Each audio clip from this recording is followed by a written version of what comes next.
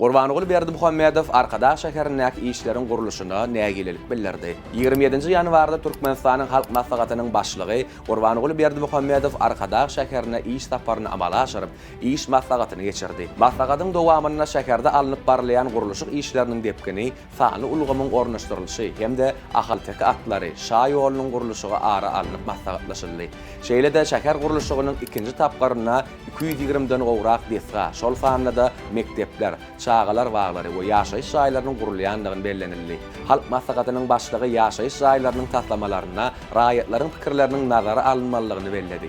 Şeýle-de şäher häkimligi tarapyndan alınıp barlayan işlerde hayal ýagallyga ýol berilýändigine we işleriň guruluşynyň talaba laýyk däldigine nägilelik bildirip, guruluşyk işleriň depkininiň güýçlendirilmeliligini, şäheriň awadançylygynyň we arasaçylygynyň hemişe gödöwçülükde saklanylmalygyny aýtdy.